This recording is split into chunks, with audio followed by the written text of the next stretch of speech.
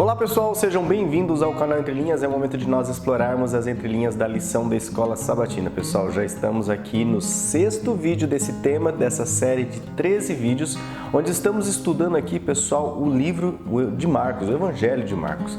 Nós já estudamos o capítulo 1 até o capítulo 6 e hoje nós vamos estudar o capítulo 7 e um pedacinho do capítulo 8, pessoal. Nós vamos estudar hoje sobre de dentro para fora, né? Uma imagem bem interessante aqui, né? Criada aqui para o nosso canal, mostrando, né, que o nosso coração ele é trancado. É você que tem que abrir. Jesus não arromba a porta do nosso coração, ok? Que você possa gozar do seu livre-arbítrio com sabedoria. Hoje nós teremos aqui a participação do Alexandre, do Marcos e a minha, que eu sou o Lúcio. O Ricardo, infelizmente, nessa gripe marvada aí que tá pegando todo mundo, pegou o Ricardo, tá bastante mal, mas é só uma gripe, né? Ele falou, tô sem voz, não consigo gravar, então o Alexandre vai assumir, né? E o Marcos também no final aparece e eu também apareço na sexta-feira, beleza, pessoal? Mas além, né, do quarteto imperfeito, teremos só o trio, teremos também a sua participação aqui nos comentários, então não esqueça de deixar o joinha se você gostar do nosso conteúdo, se inscrever no canal para ser aqui um inscrito do nosso canal, se juntar aqui a mais de 10.000 pessoas inscritas no nosso canal e também acione o sininho para você ficar alerta em todos os vídeos que nós lançarmos. Por enquanto nós estamos nessa rotina, sábado às 13 horas lançando esses vídeos dessa lição, beleza? E teremos também a sua participação nos comentários logo após a vinheta. Então, chama a vinheta.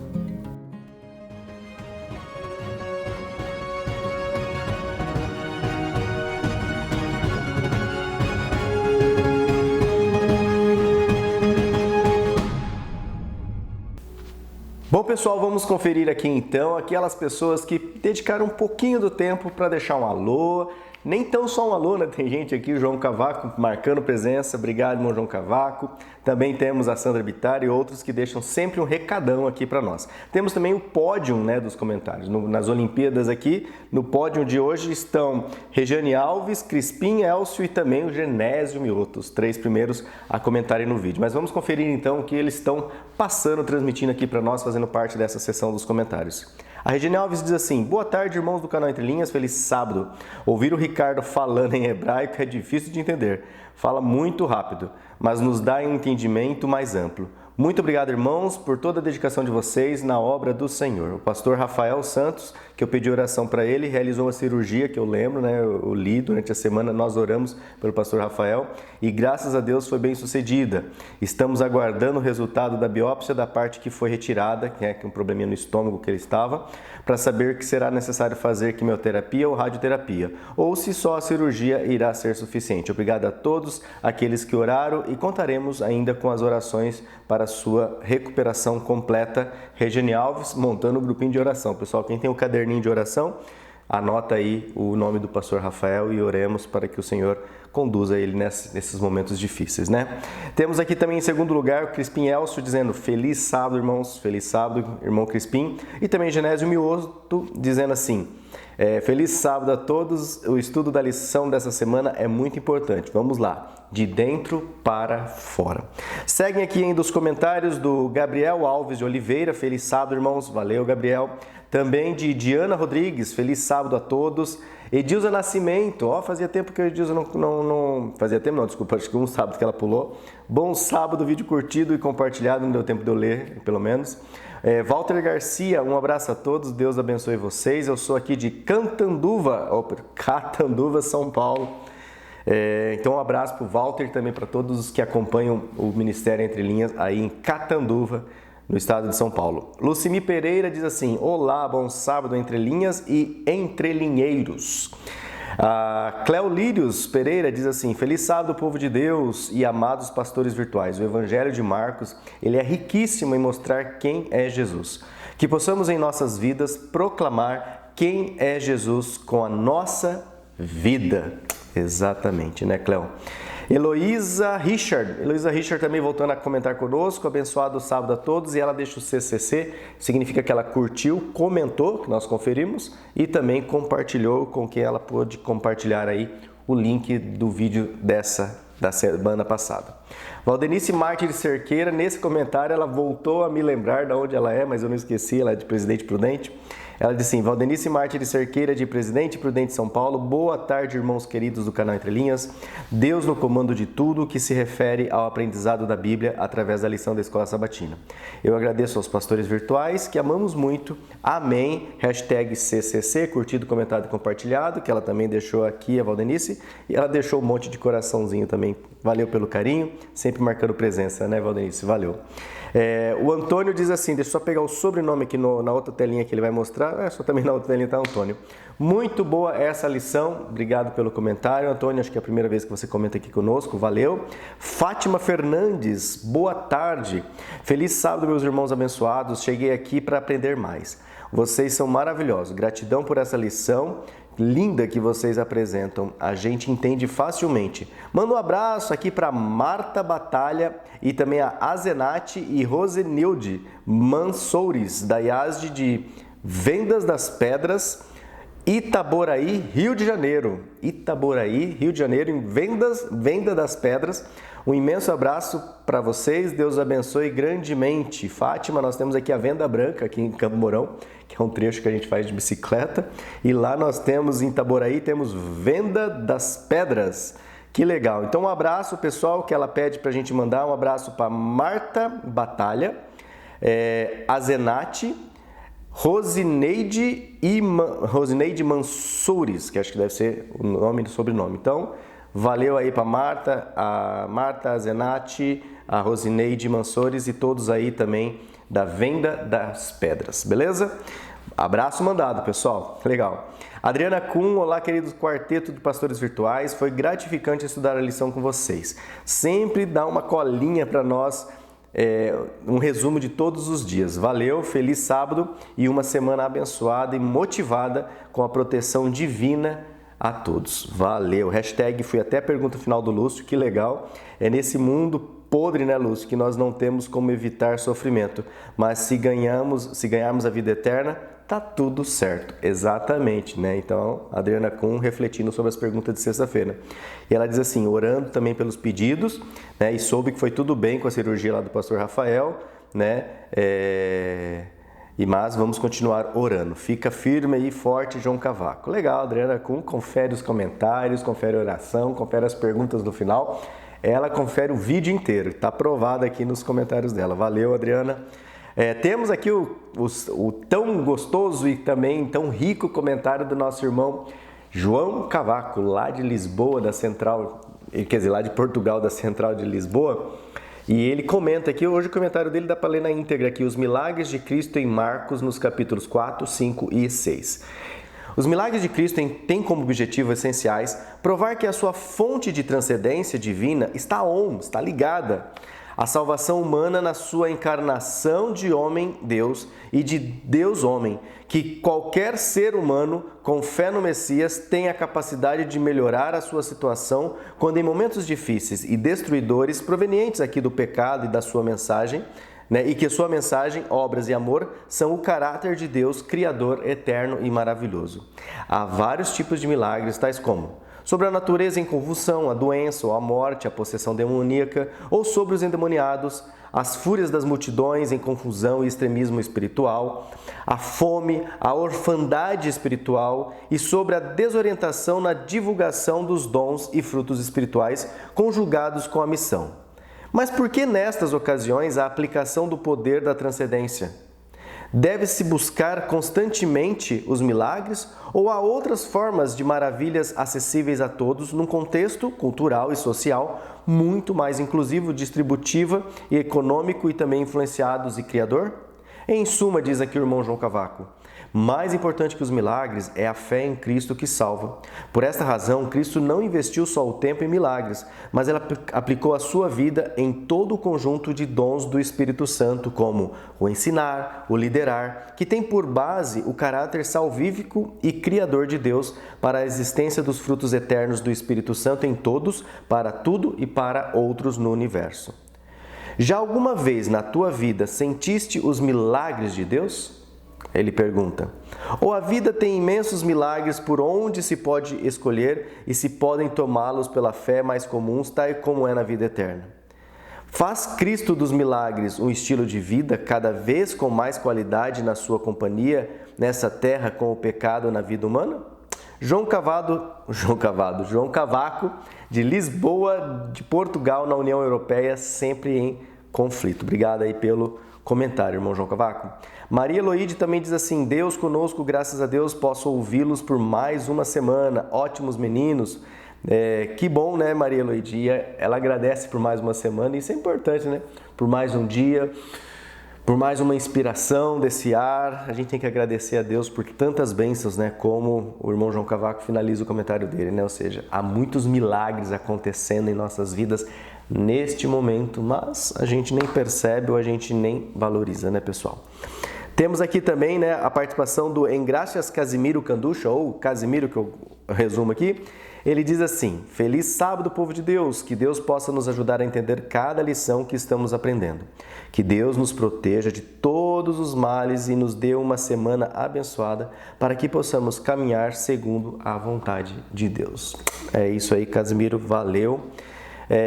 Esmeralda Viana é a minha sogra, mãe da minha esposa Flávia, vozinha do Murilo, meu filho.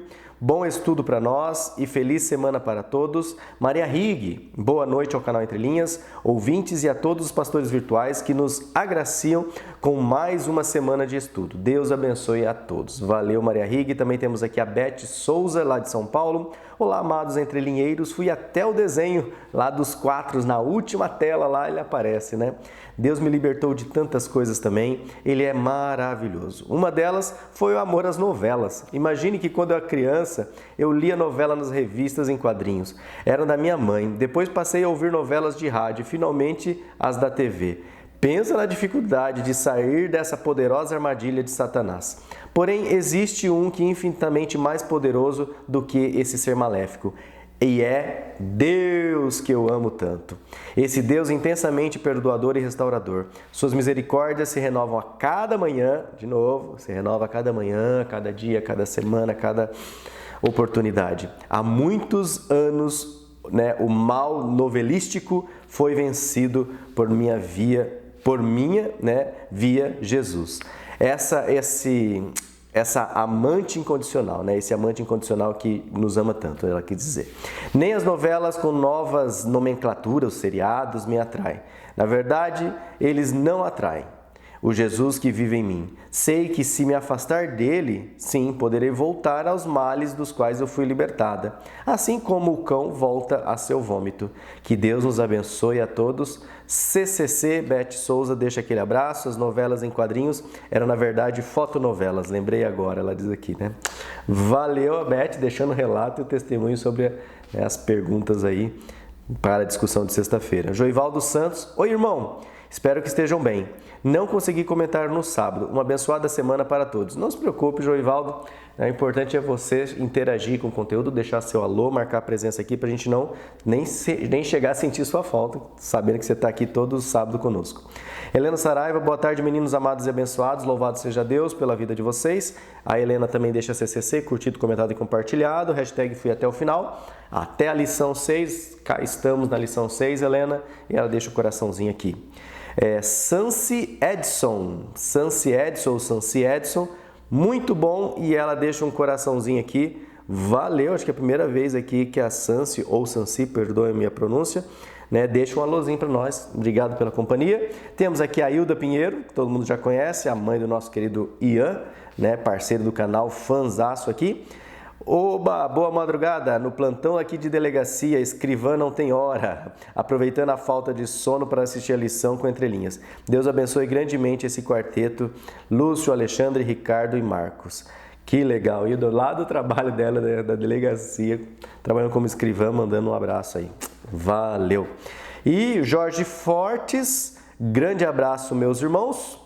E o último aqui, a Sandra Bittar, deixando oi meninos e a todos da família Entre Linhas, muito esclarecedora lição em vários aspectos, hashtag fui até o fim, grande abraço, Deus abençoe vocês, familiares e a missão de todos. Grande abraço, lembrando que a Sandra Bittar, até a última notícia que eu sei, né, ela está visitando a netinha lá nos States, né, isso aí Sandra, Curta bastante a família. Beleza, pessoal? Valeu, pessoal que participa, que deixa o seu alô. Você também é convidado a deixar seu alô, participar desse vídeo, interagir, se engajar com o conteúdo e nos ajudar, de certa forma, a promover essa lição para que alcance mais pessoas aí dentro da plataforma. Beleza? Vamos então agora iniciar o estudo com o Alexandre, Marcos, André, a mim, em oração aí pelo Ricardo e por todos que estão precisando, pastor Rafael e tudo mais, para que Deus conduza a nossa vida, esteja presente, mas principalmente no momento aqui do estudo, que o Espírito Santo ilumine a nossa mente. Vamos orar?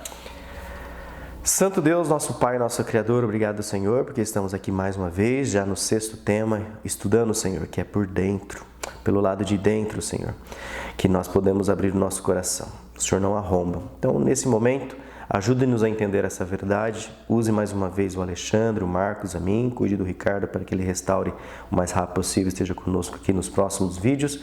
E cuide de cada um, ó Pai, que está ouvindo essa mensagem, para que sejam momentos de aprendizado, momentos de reflexão, momentos que nós nos desligamos desse mundo e ligamos as coisas do alto, Senhor. Muito obrigado pela Tua infinita graça.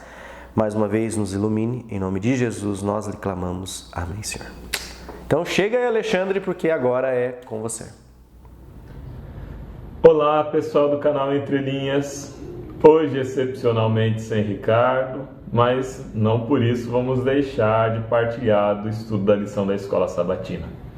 Vocês vão acompanhar comigo, vou fazer a substituição, tentar fazer a substituição nessa semana, né? Vocês vão acompanhar comigo a lição de sábado, de domingo, de segunda, de terça, quarta e quinta.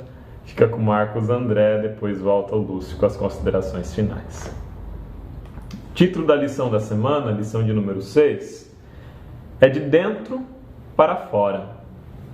É uma lição que está centrada na leitura de Marcos, capítulo 7, e tem como tema central, ou um dos temas que atravessam esses textos, a questão da purificação, da pureza.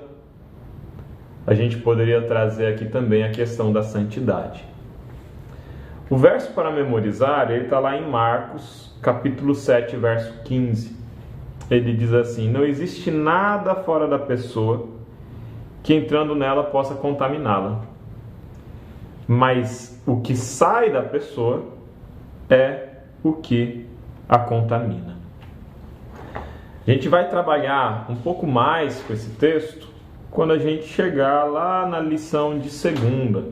Não vou antecipar aqui o texto do verso para memorizar. Quando a gente chegar na lição de segunda-feira, a gente retoma ele.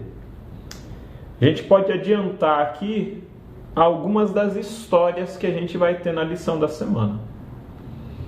A gente vai ter primeiro um debate entre Jesus e os fariseus acerca da pureza ritual e do porquê os discípulos de Jesus comiam sem fazer os rituais de purificação. Depois tem uma conversa de Jesus com os discípulos fazendo a explicação dessa questão. Na sequência nós temos Jesus conversando com uma mulher cirofenícia e fazendo a libertação da filha dessa mulher, que era possuída por um demônio. Depois nós temos a cura de um surdo e gago. E por fim, uma conversa de Jesus lá no capítulo 8, com os discípulos falando do fermento dos fariseus. Todas essas histórias a gente vai ver, em algum momento, passam pelo fio condutor da pureza e da impureza. A lição de domingo, que traz o título de Tradições Humanas versus Mandamento Divino, ela está centrada ali no texto de Marcos, capítulo 7, 1 a 13. Existe aqui uma crítica que os fariseus fazem para Jesus acerca dos discípulos de Jesus. Porque os discípulos de Jesus comiam pão com as mãos impuras. Num primeiro momento pode parecer uma porquice, né? Nossa, eles se alimentavam sem lavar as mãos? eles comiam com as mãos sujas. Mas a gente vai para o texto de Marcos 7 e fala que o problema não estava em eles não lavarem as mãos. Mas o problema estava, como a gente vê ali no versículo 3, né? Pois os fariseus e todos os judeus, observando a tradição dos anciãos, não comem sem lavar cuidadosamente as mãos. E no verso 4, quando voltam da praça, não comem sem se aspergirem. A discussão aqui não é se os discípulos de Jesus eram limpos ou não eram limpos. A questão é de que eles iam até o mercado, compravam comida no mercado, não sabiam às vezes se essa comida tinha sido preparada ou tinha sido tocada por alguém impuro, e a questão da pureza aqui é uma pureza ritual, não é de sujeira. E quando eles voltam, eles comiam sem se purificar, sem saber se eles tinham tocado alguém impuro ou alguma coisa contaminada. O problema não está na limpeza ou na higiene. O problema está em não seguir a tradição dos anciãos. Que tradição é essa? Havia um conjunto de tradições orais que não estavam na Bíblia, que não estavam na Torá e que foram adicionadas pelos líderes religiosos judeus ao longo do tempo. Esse conjunto de tradições não era escrito, era um conjunto de tradições orais, que vai ser sistematizado e escrito depois, lá no século II, quando é feita a redação do Talmud, um texto de tradições judaicas. Por que o povo de Israel, por que os judeus, eles eram tão restritivos com relação a regras de pureza? Vamos lembrar, Israel é invadido, Judá, na verdade, é invadido, o reino do norte, Israel, é invadido pelos assírios, e o reino do sul, Judá, é invadido pelos babilônicos. Depois são controlados pelos persas, depois são controlados pelos gregos, e por fim são invadidos pelos romanos. Tem ali no meio, durante o período de domínio grego e macedônico, a revolta dos Macabeus, né? Que é um movimento nacionalista judaico, lá contra o reinado helenista, né? Seleucida, que dominava a região. Mas Israel e o Estado judeu ali, ele não conseguiu mais a sua independência. Ele foi dominado por fim pelos romanos. No tempo de Jesus, eles eram dominados pelos romanos. E uma questão recorrente às lideranças religiosas judaicas era: por que nós somos invadidos? Por que nós somos dominados? Por que nós somos conquistados por outros povos? Por que Deus nos abandonou? Eles iam para o texto de Levítico que fala das bênçãos e das maldições e viam lá: se você cumprir os mandamentos, você receberá bênçãos. Se você descumprir os mandamentos, você receberá maldições. E uma das últimas maldições é a dispersão, é a derrota militar, é ser conquistado por outro povo. Então, para a liderança judaica, eles tinham caído, enquanto povo, porque eles não guardaram a lei suficientemente bem. Eles não iam para o texto de Isaías, quando falava da negligência no trato da viúva e do órfão, na opressão do pobre. Eles não iam nos textos de Jeremias, que falavam da mesma coisa. E quando iam, não entendiam. Eles entendiam que eles caíram porque eles não cumpriram a lei bem o suficiente, sendo puro o suficiente. Então, a religião judaica entrou numa busca por pureza ritual e por rituais e mais rituais e mais rituais e mais rituais de purificação, que dissessem para todo mundo o quanto todo mundo era impuro, menos os judeus, e o quanto eles, judeus, eram puros. Os discípulos de Jesus não estão sendo questionados aqui porque eles comem de mão suja. Estão sendo questionados porque eles não praticam os rituais de pureza e purificação ritual que as lideranças judaicas faziam. E essas lideranças entendiam que o Messias só viria e libertaria o povo judeu no momento em que eles estivessem num nível de purificação e de pureza muito elevado. Aí viria o Messias. Essa ideia está presente na nossa igreja hoje, muitas vezes, em muitas mensagens. Você já ouviu mensagens sendo pregadas na igreja do tipo: Jesus não voltou ainda porque você não é bom o bastante, porque você não pregou bastante, porque você ainda é pecador? Como se fosse eu, Alexandre, aqui em Camorão, no oeste do Paraná, que com os meus pecados, podre do jeito que sou, estou impedindo a volta de Jesus. Jesus ainda não voltou porque não chegou o tempo determinado. Jesus vai voltar comigo ou semigo. O que é decisivo na minha conduta não é se Jesus vai voltar ou não. É se eu vou ter parte com Ele ou não. É outra questão. Ao questionar a purificação ritual dos discípulos, os líderes religiosos judaicos estavam questionando o caráter messiânico de Jesus. O que eles estavam dizendo no não dito, na crítica, era: ô Jesus, tem gente aí falando que você é o Messias. Mas se você é o Messias, como é que os seus discípulos não são puros? Como é que os seus discípulos não seguem o ritual de purificação? Não tem como o Messias vir enquanto for impuro. Como é que você está aqui dizendo, e o povo falando que você é o Messias, se os seus discípulos não cumprem a tradição dos anciões?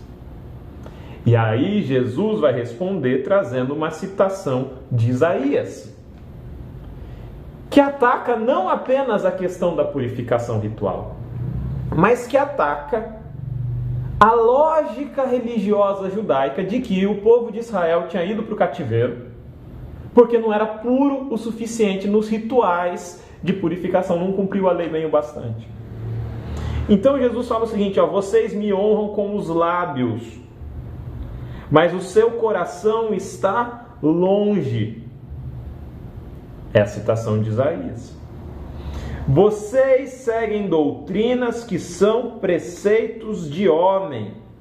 E aí Jesus vai falar, inclusive, da questão de deixar de ajudar pai e mãe para dar oferta na igreja e usar isso como um recurso para aparentar pureza e santidade.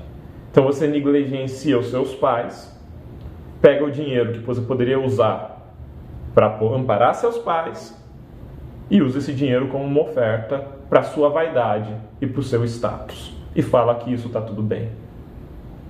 Jesus está falando aqui que não se trata de pureza ritual, mas que se trata de entender que o que Deus pede é misericórdia. Misericórdia quero e não sacrifícios. O que Deus pede é um coração contrito. É uma pureza que não é possível lavando a mão e se aspergindo e fazendo ritual e queimando incenso. Não é assim que se purifica. É isso que Jesus está falando. Toda a prática judaica de purificação, ela tinha uma preocupação principal: se manter puro, não se contaminar. E aí a gente chega na lição de segunda-feira. Jesus vai ter uma conversa com os discípulos, e os discípulos pedem para que Jesus explique essa situação. Que debate foi esse? É interessante porque acontece muitas vezes essa cena, né? Jesus fala com os fariseus, fala com o povo. Depois, no recluso, no cantinho, os discípulos vêm perguntar: o que foi isso, Jesus? E aí Jesus explica. Chegamos ali em Marcos, capítulo 7, versículo 15. Quando Jesus fala: nada que entra no homem o contamina, mas o que sai da pessoa é que a contamina. Chegamos no verso para memorizar. O que Jesus estava explicando para os discípulos é que a preocupação dos fariseus era uma preocupação que estava deslocada. A preocupação não era em tornar-se puro, mas a preocupação era em não tornar-se impuro. Percebe que são coisas diferentes? Não é que o fariseu, na sua lógica religiosa, quisesse se limpar. Ele entendia que ele já estava limpo e ele queria não se sujar. Então eu vou fazer um monte de ritual de purificação para que eu não me contamine com o alimento que eu como. Mas o que Jesus está falando aqui, ele vai falar em outro momento: túmulos caiados, sepulcros caiados, bonitos por fora, pintadinhos por fora, cheios de podridão por dentro. O que Jesus está falando aqui é o seguinte: vocês estão preocupados em se contaminar com o que vocês comem, quando a podridão já está dentro de vocês. Nada do que você coma pode te tornar impuro, porque você já é impuro. A lógica religiosa que dizia que o judeu era melhor, que o judeu era mais santo, que o judeu era mais perfeito, que o judeu era puro, ela estava distorcida. Jesus está vindo falando: eu estou vindo para trazer pureza. O que vocês precisam não é fugir da sujeira, é encontrar o sabão, entendeu? Imagina a cena. Eu trabalhei com oficina mecânica há um tempo na adolescência, e eu me lembro de trabalhar com graxa e ficar com as mãos cheias de graxa, com graxa embaixo da unha. E a gente tinha um sabão especial para lavar a mão, que era uma mistura de areia com sabão em pó e detergente. Ficava num potinho assim, do lado da pia. E aí eu pegava aquela mão tudo emporcalhada de graxa, ia no sabão e passava aquilo, esfregava e retirava a graxa e a mão ficava limpa. Imagine que eu estou lá trabalhando na oficina mecânica, com graxa nas mãos, cheio de graxa nas mãos, e aí aparece um carro para eu consertar, aparece um pneu para eu trocar, e aí eu falo assim: ah não, eu não vou mexer porque eu não quero me sujar. Mas eu já estou sujo, meu Deus do céu. Eu não vou mexer no carro para não me sujar, mas eu já estou com a mão cheia de graxa. Aí eu volto para casa sem lavar as mãos. Eu não lavo as mãos em casa. No dia seguinte eu volto para a oficina mecânica de volta. E eu falo: eu não posso trabalhar, porque se eu trabalhar eu vou sujar as mãos. Mas minhas mãos já estão sujas. O que Jesus está falando para os fariseus é: vocês precisam encontrar a pureza. A pureza sou eu. Eu sou o sabão. Vocês estão preocupados em não se contaminar, mas vocês já estão contaminados. A podridão não é aquilo que entra na sua boca, é aquilo que sai da sua boca, porque você já está podre, você já está contaminado. Jesus está subvertendo o pensamento da época, que dizia que o judeu era puro, era limpo, era cheiroso, era bonitinho, que todo mundo era impuro, só ele era limpinho. E que se tratava, para ser um bom judeu, de permanecer puro e não se contaminar. Sabe onde que a gente encontra essa mesma mensagem? Na pregação de João Batista.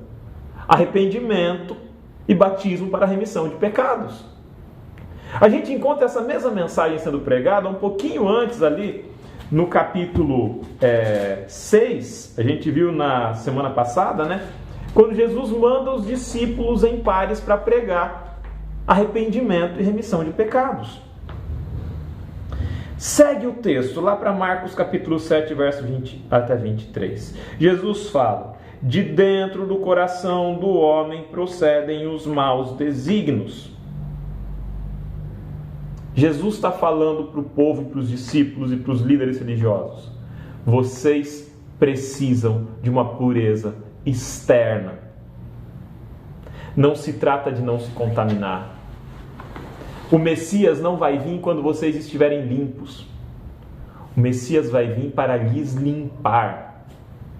Eu sou o Messias e vocês precisam de mim, Jesus, o Messias, porque eu sou o único que posso trazer pureza para vocês. Eu sou o detergente com sabão em pó e areia. Eu sou capaz de tirar a graxa da sua mão. Não se trata de não se sujar, se trata de se tornar limpo. Não preciso dizer que essa mensagem não foi bem recebida, né? Veio para os seus e os seus o rejeitaram. Logo depois desse debate, Jesus sai. Ele se desloca para a região da Fenícia, Síria Fenícia, que ficava ao norte do Mar da Galileia, ficava ao norte de Israel, ali onde tinham 3 grandes cidades fenícias, Tiro, Biblos e Sidom. Eram cidades comerciais, eram cidades com grande fluxo de pessoas, eram cidades que eram cosmopolitas, então tinha uma presença cultural muito grande ali, de fenícios, de sírios, de gregos também. E a mulher que encontra Jesus lá é uma mulher sírio, fenícia e grega. Ela não era só uma coisa, ela era as 3. E as 3 coisas eram consideradas impuras pelos judeus. Quer dizer, essa mulher era a síntese da impureza para o judeu. Ela era pior que uma samaritana. Ela era fenícia, ela era grega, ela era síria. Ela representa aqui todo o povo gentílico, tudo aquilo que não era judeu. O texto fala em Marcos 7, versículo 24 até 30, que Jesus ele chegou e tentou ser discreto, ele não queria chamar atenção, ele ficou quietinho numa casa, mas ele foi encontrado. Olha a contradição. Jesus manda os discípulos para pregar para os judeus. Os judeus olham os discípulos de Jesus e rejeitam os discípulos de Jesus e falam, olha só, eles não são puros o bastante, eles não fazem o ritual de purificação e criticam Jesus.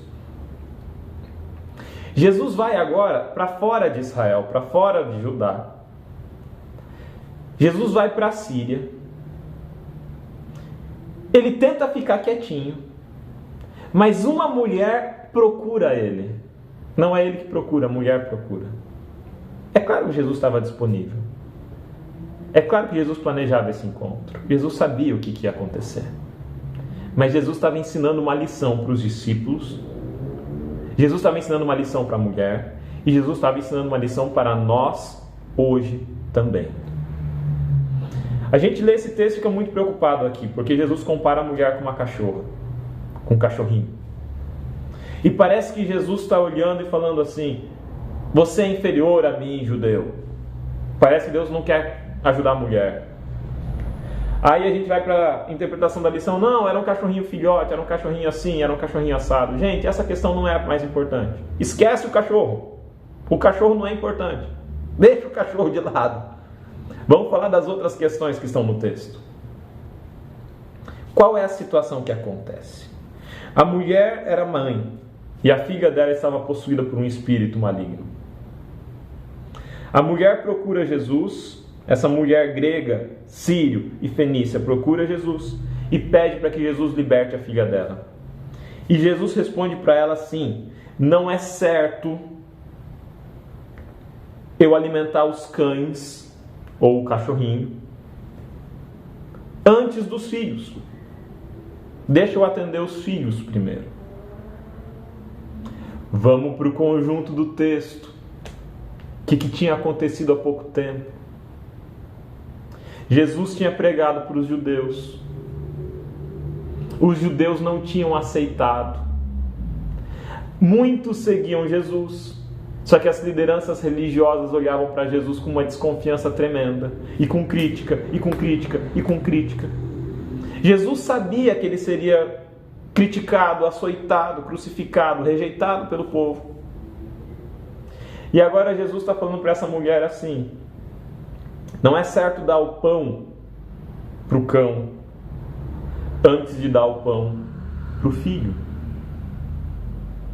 Jesus está representando aqui o conjunto religioso da época, a visão da época que dizia que o Messias viria para os judeus e não para os gentios. A mulher poderia ter se ofendido, a mulher poderia ter brigado com Jesus. A mulher sabia das brigas e da repulsa que um judeu tinha a um gentio. Mas a mulher queria a libertação. A mulher tinha fé, a mulher acreditava em Jesus. Ela tinha esperança de receber o milagre. E ela responde de uma forma que contrasta tremendamente com a abordagem dos fariseus. O cão era um animal imundo. Para os judeus, o cão era um animal imundo. Você não se dividiria a comida com o cão, porque você se contaminaria. A mulher fala assim: tudo bem, eu não vou questionar que eu sou um cachorro, eu não vou brigar. Mas o cão come das migalhas que caem da mesa dos seus senhores. Quem é o pão?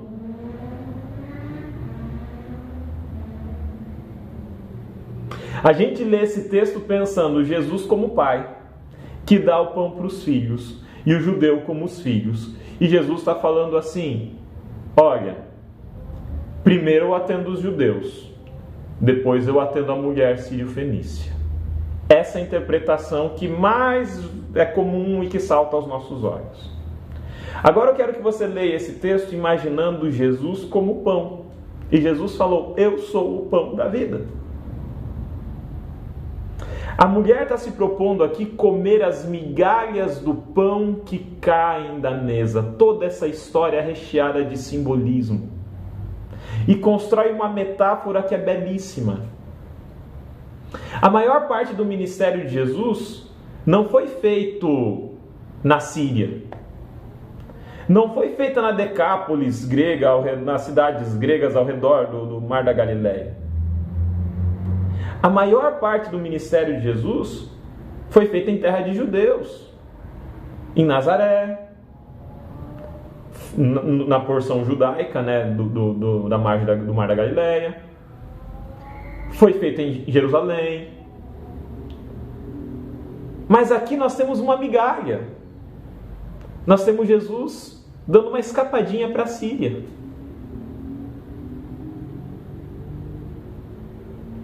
Os filhos que estavam à mesa recebendo o pão estavam desprezando o pão. Os fariseus estavam desprezando o pão, os líderes religiosos estavam desprezando o pão, a elite judaica estava desprezando Jesus. Veio para os seus e os seus o rejeitaram. A mulher gentílica é o cão debaixo da mesa. Aquela preciosidade que era o pão da vida descido do céu, que estava sendo rejeitada pelos líderes judeus, estava sendo ansiada, estava sendo devorada com ânsia pelos gentios, pelos cães debaixo da mesa. A mensagem de Marcos capítulo 7, 24 a 30 não se resume a essa mulher. Muito mais importante do Jesus ter chamado ela de cachorro, não ter chamado de cachorro porque chamou de cachorro, porque deixou de chamar de cachorro. Muito mais importante que isso é entender que Jesus é o pão da vida que estava servindo de alimento para aquela mulher desesperada. É que a pureza que foi rejeitada pelos judeus que se consideravam muito puros foi aceita com avidez por essa mulher que se considerava impura. É que muito mais importante do que permanecer puro é se tornar limpo. Porque não se é puro. Dentro de nós há impureza. Nós somos pecadores e carecemos desesperadamente da graça e da misericórdia de Deus. 2 encontros com Jesus. líderes judaicos e uma mulher sírio-fenícia. Qual deles saiu purificado? Qual deles saiu alimentado pelo pão da vida? Qual deles recebeu um milagre? Jesus olha para a mulher e fala: por causa dessas suas palavras, porque você aceitou o pão, porque você quer misericórdia, porque você entende e reconhece a sua própria impureza, coisa que os líderes judeus não reconheciam, a tua filha está liberta, vai para casa que o Espírito já deixou ela. Eu sou o cão, eu sou o impuro, eu preciso da pureza, eu espero a migalha. Mas Deus me faz filho em Cristo Jesus. Deus me purifica em Cristo Jesus. Deus me dá um lugar à mesa por ministério, por meio, por intermédio de Cristo Jesus. E o mesmo lugar está para você. Sigam agora com Marcos André, que vai falar da cura do surdo e gago. Um abraço para vocês. A gente se vê na próxima semana. Tchau, tchau. Obrigado, Alexandre. Muito obrigado também a você que nos acompanha através do canal Entre Linhas. Que bom que nós nos encontramos aqui novamente. E agora vamos dar continuidade ao estudo da lição, a partir da lição de quarta-feira, que tem o título A Cura de um Surdo e Gago. Em Marcos, no capítulo 7, dos versos 31 a 37, Jesus curou um homem que tinha um problema de audição, ele não ouvia, e tinha um problema também na fala. Não sei se você sabe, mas geralmente quando a pessoa é surda, ela não consegue falar, porque nós aprendemos a falar a partir daquilo que nós ouvimos. Então, mesmo que a pessoa tenha a sua língua e todo o seu sistema vocal bem desenvolvido e preparado para a fala, quando ele é surdo, ele não consegue falar, a menos que tenha auxílio aí de um fonoaudiólogo e tal, ele consegue se expressar um pouco, mas normalmente quem é surdo também não fala. Então, provavelmente esse homem era surdo e por conta da surdez, ele não conseguisse falar. É interessante que Jesus realize essa cura e ele realiza uma cura completa, porque o homem passou a ouvir e também a falar imediatamente a partir do toque de Jesus. Normalmente, se aquele homem começasse a ouvir, fosse curado, né, da sua surdez e começasse a ouvir, ele ainda precisaria passar por um processo até ele aprender a falar. Mas ele já saiu dali falando. Esse milagre ele é muito significativo dentro daquilo que nós conversamos na semana passada. Lembra que eu disse que o livro de Marcos ele foi escrito para gentios com o objetivo de apresentar a Jesus como um Messias também para os gentios. Entenda que os judeus eles compreendiam a vinda do seu Messias como a vinda de alguém que iria derrotar as outras nações. Ele iria levantar a espada contra as outras nações e destruir, exaltando o reino de Israel. O que Marcos está demonstrando aqui com essas curas, tanto da mulher sírio-fenícia, que você estudou com Alexandre, quanto também da cura desse homem que era surdo e cego, ele está demonstrando que Jesus ele tinha também uma atenção com os estrangeiros, ele não tinha preconceito com os estrangeiros. O autor começa aqui dizendo que Jesus não percorreu a distância mais curta para retornar a Galiléia, o que demonstra que ele estava voluntariamente andando em território estrangeiro, ele estava voluntariamente realizando cura em lugar estrangeiro. Ele não veio simplesmente para atender a necessidade única dos judeus. Ele estava sendo bondoso com nações estrangeiras. Então isso desmerece aquilo que estava sendo pregado pelos judeus, que estava sendo transmitido pela tradição dos judeus. Eu vou voltar a esse ponto daqui a pouco, mas eu gostaria de desenvolver aqui um pouco a respeito do que o autor fala em relação à cura desse homem, né? Jesus então tocou aquele homem, ele coloca saliva tanto no ouvido quanto na boca daquele homem e ele dá um grande suspiro e o autor pergunta por que ele deu esse suspiro e ele responde com o texto do livro Desejado de Todas as Nações, que diz que naquele momento Jesus pensou a respeito daquelas pessoas que têm boca e têm ouvido, falam perfeitamente, ouvem perfeitamente, mas ao mesmo tempo se recusavam naquele momento, e hoje ainda se recusam, né, a ouvir a palavra de Jesus, ouvir as instruções de Jesus, e se recusam também a reconhecer Jesus como Salvador e reconhecer Jesus como o Messias. E ele então nos pergunta aqui no final qual tem sido a nossa atitude. Nós temos dons à nossa disposição, né? Nós falamos perfeitamente, pelo menos a maioria de nós fala perfeitamente, ouve perfeitamente. E o que nós temos feito com esse dom? Se você está aqui nesse canal, está assistindo o vídeo até esse ponto, é porque você tomou a melhor atitude, você tomou a atitude não só de ouvir, mas de compreender a palavra de Deus com o objetivo de que ela faça transformações na sua vida, né? Jesus, ele respeita o nosso livre-arbítrio, ele não cobra pelo fato de que nós ouvimos e falamos, ele não nos obriga a ouvir a sua palavra e a falar da sua palavra. Então essa deve ser uma atitude nossa, uma atitude voluntária nossa. Na parte de quinta-feira, nós temos o título Cuidado com o fermento dos fariseus.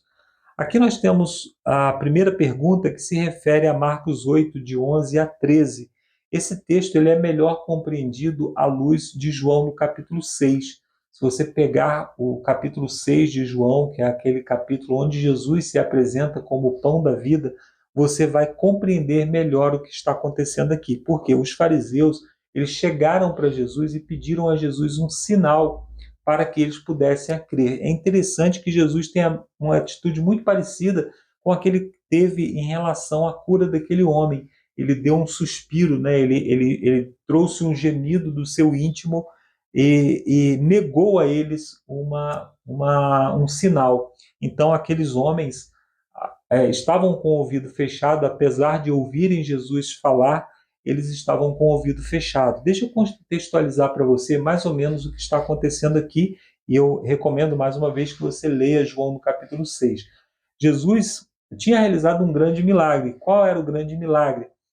Entre a cura do homem surdo e esse texto aqui, nós temos a multiplicação dos pães. Jesus multiplicou pães e alimentou uma grande multidão. Mesmo assim, os fariseus chegaram para Jesus e falaram assim: quando você vai nos mostrar algum milagre, alguma coisa para nos impressionar? Ou seja, eles tinham acabado de testemunhar um milagre de Jesus, mas pediam um milagre para fomentar uma fé que eles não tinham mais. Por que eles estavam pedindo esse milagre? No capítulo 6 de João você compreende. Eles estavam comparando Jesus com Moisés, porque a promessa de que viria o Messias, ela está atrelada a uma promessa no livro de Deuteronômio, que diz que viria um profeta semelhante a Moisés. Moisés diz lá, virá um profeta semelhante a mim.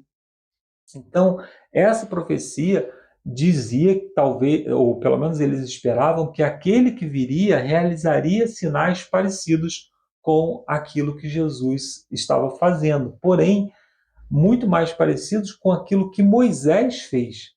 Então, eles consideravam a multiplicação de pães um milagre muito pequeno.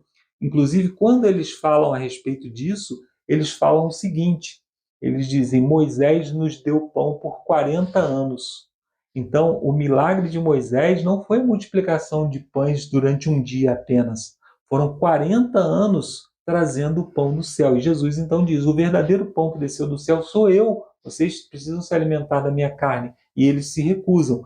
E Jesus, então, se recusa também a realizar qualquer sinal. Então, perceba que eles estavam esperando que Jesus multiplicasse o pão outras vezes, que Jesus abrisse o mar, que Jesus fizesse milagres grandiosos para que eles pudessem crer, quando, na verdade, eles já haviam fechado os seus ouvidos para o Evangelho, como nós lemos lá em Marcos, no capítulo 3, quando Jesus fala do pecado contra o Espírito Santo, aqueles que já não querem mais ouvir o Espírito Santo. Então, Jesus adverte os seus discípulos, em Marcos, no capítulo 8, dos versos 14 a 21, Jesus adverte os seus discípulos contra o fermento dos fariseus. Lembra que eu falei que, segundo a tradição dos fariseus, Jesus, ou o Messias, deveria vir de uma forma violenta contra outras nações, eles eram preconceituosos contra outras nações. Você já viu com Alexandre que eles se consideravam filhos, enquanto que as outras nações eram consideradas cães.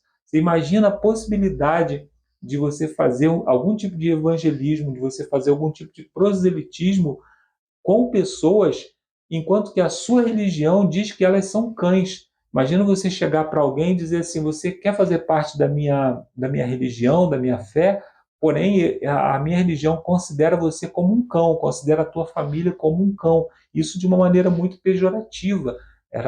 O cão era considerado um animal, pelos judeus, um animal imundo. Então era algo terrível que estava acontecendo ali. Eles estavam apontando, então, para eles como pessoas de segunda classe, ou como pessoas que nem poderiam ser consideradas pessoas. E é isso que Marcos está querendo quebrar. Ele está dizendo: isso é a tradição, é um fermento que contamina a massa. O fermento, ele é um processo de decomposição na massa. Você tem a massa pura, que é o trigo, né, misturado com água. Isso é a massa pura, é como se fosse a palavra de Deus pura que Jesus defendeu lá em Marcos 7, de 1 a 13. Jesus estava falando da lei, Jesus estava falando contra a tradição dos judeus que iam contra a lei de Deus. Então ele estava defendendo a pura palavra de Deus em contradição com o fermento que contaminava e que colocava em um processo de decomposição aquela massa.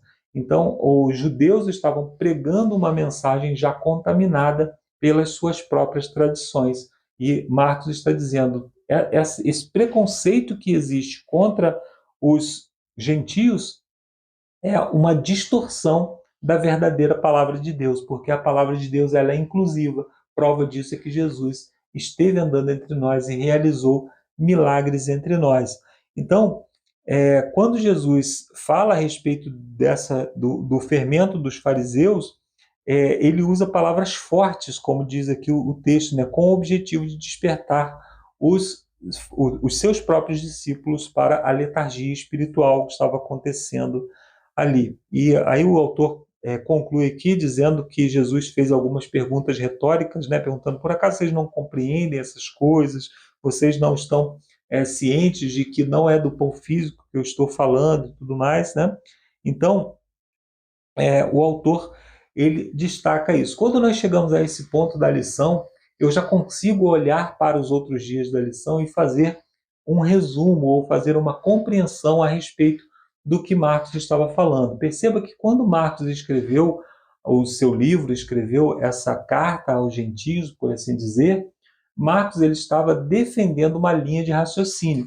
Nós temos o hábito de ler essas histórias, os milagres, as histórias, como se fossem pequenos recortes colocados em ordem. Porém, não. Marcos ele está argumentando, ele está colocando essas histórias em ordem com o objetivo de apresentar uma argumentação, de defender uma ideia, igual um sermão.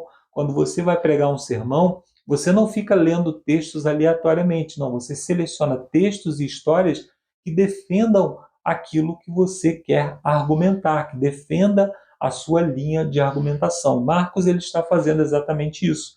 Então a história começa em Marcos no capítulo 7, a partir do verso 1, com a ideia de que se você não lava as mãos para comer, você pode estar contaminado. Contaminado por quê? Pelos gentios, porque você pode ter tocado um gentio, você pode ter tocado alguma coisa que um gentio tocou, você pode então estar contaminado. Então a ideia era falar, eles defendiam a ideia: se você não lavar as mãos, você não pode comer porque você pode estar contaminado por um gentio.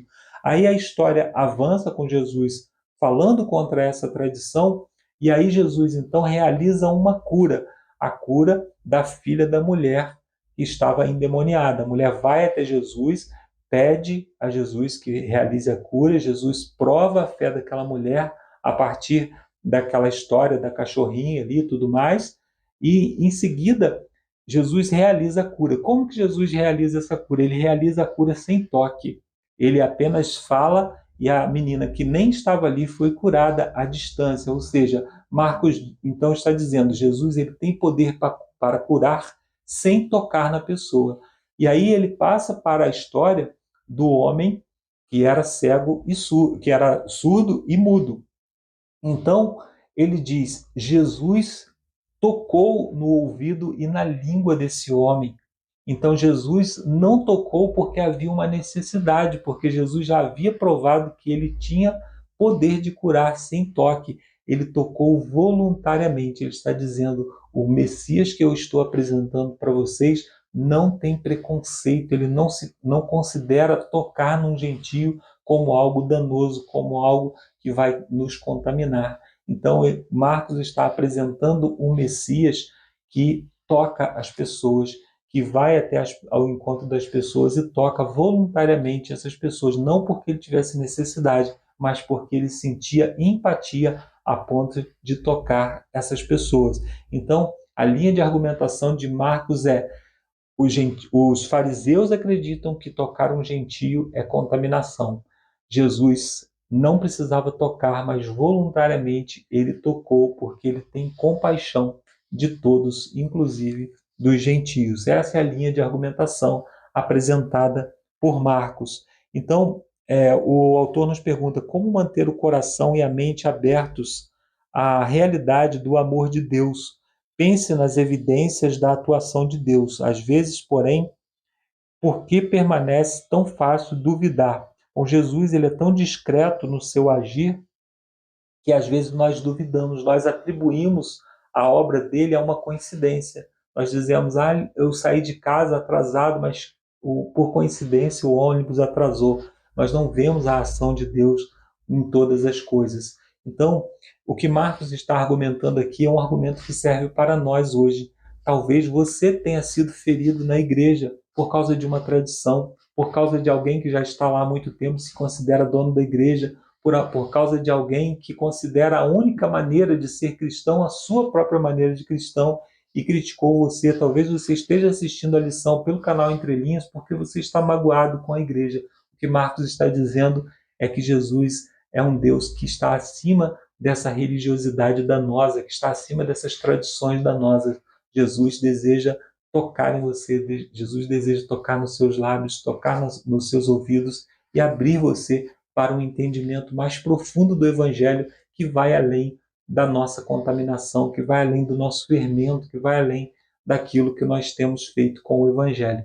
Deus abençoe a sua vida, que Deus possa curar o seu coração se você foi magoado de alguma forma pela igreja, você foi magoado de alguma forma por alguém, mas que você retorne à casa do Pai, porque se nós que somos magoados saímos da presença de Deus, quem fica são aqueles que magoam, e a igreja cada vez mais vai magoar as pessoas. Então nós precisamos voltar e ser o amor que está faltando na igreja, ser a mão estendida que está faltando na igreja. Que Deus abençoe e te dê força para que você possa tomar essa atitude. Quem sabe você pode abrir o seu coração e nos comentários dizer se você foi magoado de alguma forma e como você superou isso ou como você pretende superar isso para que o seu trabalho não pare, para que você não abandone a missão, para que a sua língua esteja aberta também para falar da vontade de Deus. Eu termino aqui a minha participação, agora você fica com o Lúcio com as perguntas de sexta-feira. Deus abençoe a nossa vida, até a semana que vem, e agora é com você, Lúcio. Valeu, Marcos, valeu, Alexandre, ajudando aí, valeu você que está aqui, lembrando o hashtag foi até o fim, até a imagem, você já viu a imagem no final desse vídeo? Quem não viu é porque nunca chegou lá, vamos lá. Firmes e fortes. Vamos às perguntas para consideração aqui de sexta-feira. São perguntas, pessoal, bastante pessoais, bastante empíricas, que cabe a você também, né, considerá-las, refletir, trazer as suas respostas. Se quiser, se possível, claro, vai ser muito bom. Coloque aqui nos comentários a sua reflexão.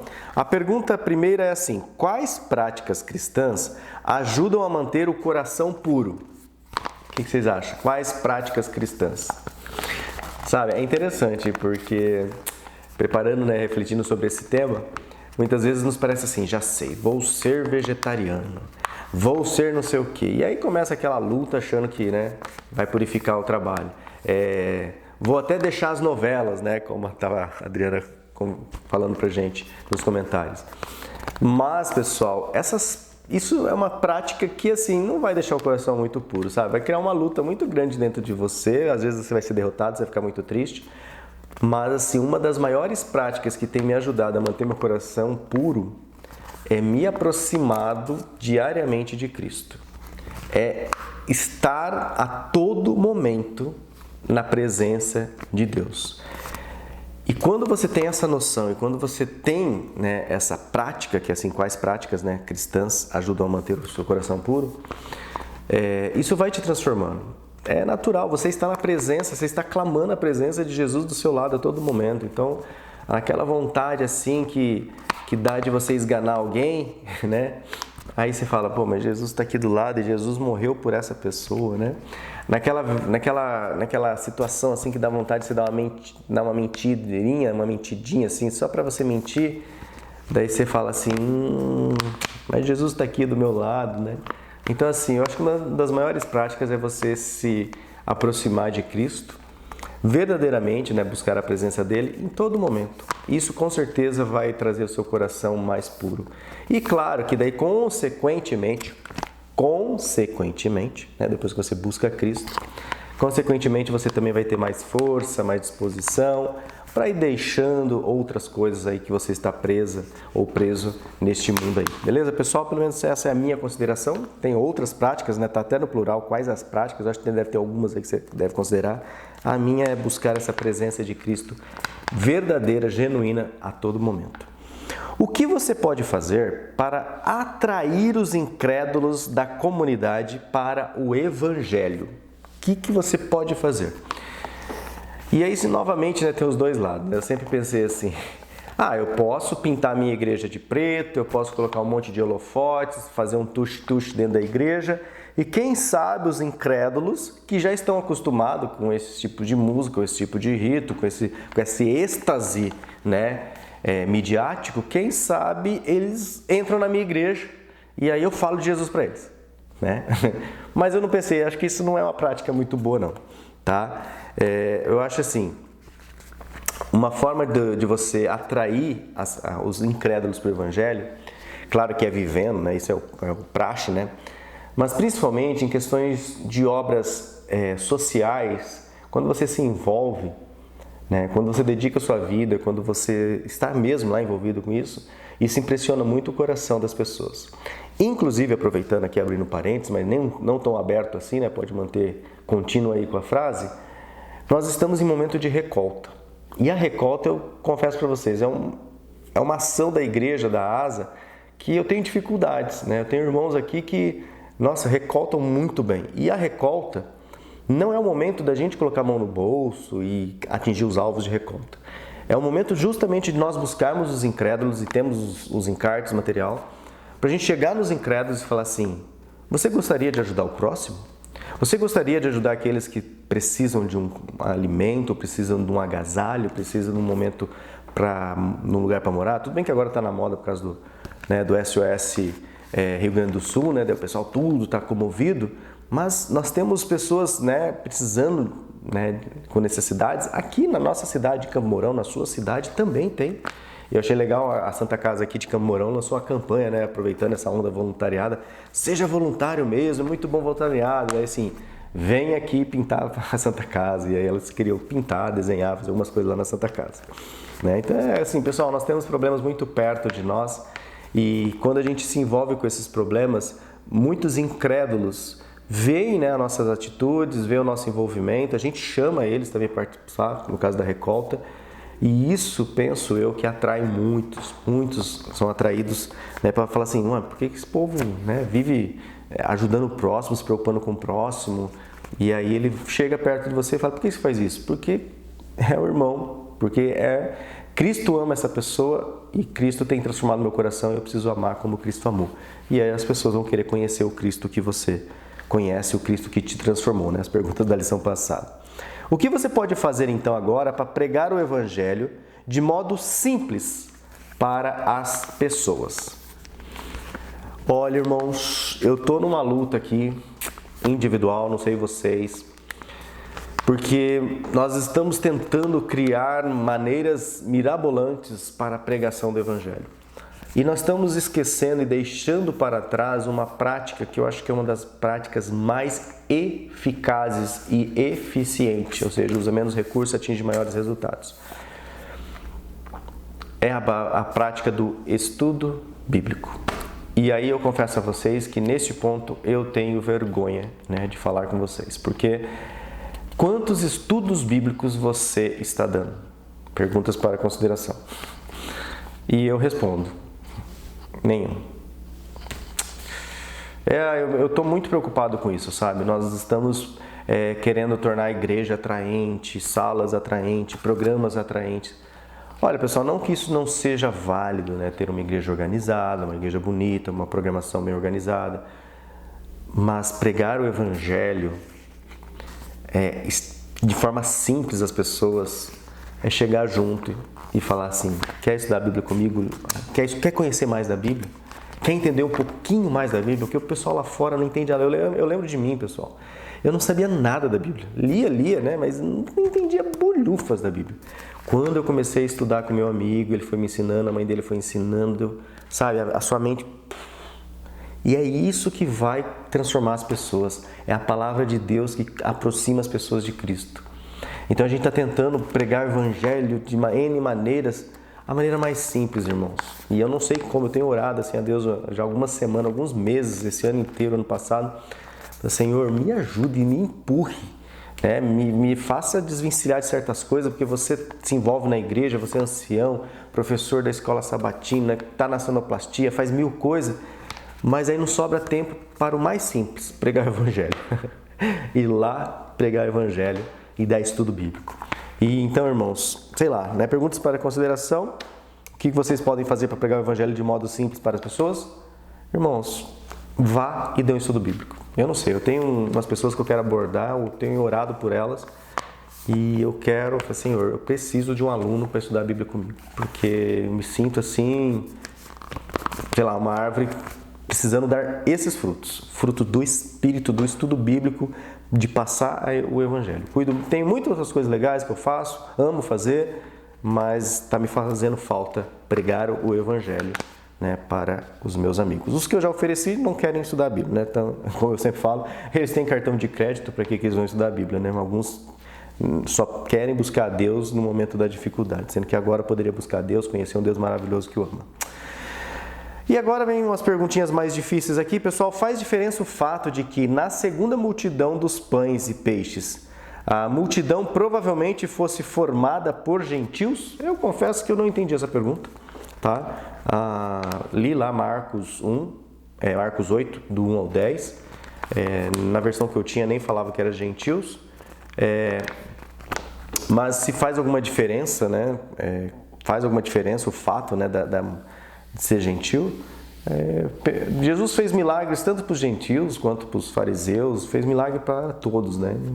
Na minha humilde opinião, ignorante, né, que ignoro muitos fatos a respeito talvez aqui, eu penso que não faz diferença alguma. E a última, né, como evitar o desejo natural de termos como seres caídos, né, que temos, né, de nos exaltarmos. E aí, né, a reflexão de sexta-feira, no texto aqui adicional de Ellen White, e o autor sempre fala que muitas vezes a gente tem o ego, né, muito grande, a gente quer falar de mim, quer falar da pessoa, eu sou isso, eu sou aquilo, e como que é você nas rodinhas, sabe? Eu vejo assim, eu estava em umas meditações semana passada e estava falando assim, né, que o sábio, ele ouve mais, o tolo fala demais, né? E eu confesso que às vezes eu tenho sido muito tolo, eu falo muito, não sei, eu vejo uma pessoa, começa a conversar e vou conversando, quando eu vejo eu falo assim, nossa, você mais falou do que ouviu, né? Então eu tenho esse defeito, talvez por isso que eu estou aqui como apresentador de Entre Linhas, né? Talvez seja uma qualidade aqui, né? Mas lá é um defeito. E eu falo muito, falo das experiências, dos meus pontos de vista, sei lá, né? Eu tenho refletido nisso, sabe? Acho que eu preciso ouvir mais do que falar. Mas ele fala aqui, né, na pergunta, é assim, como evitar esse desejo natural que nós temos de que o meu é melhor, que eu sou melhor, que o que eu faço é mais bonito. E é natural isso, né, pessoal? A gente tem dentro de nós essa naturezinha caída que quer inflar o nosso ego.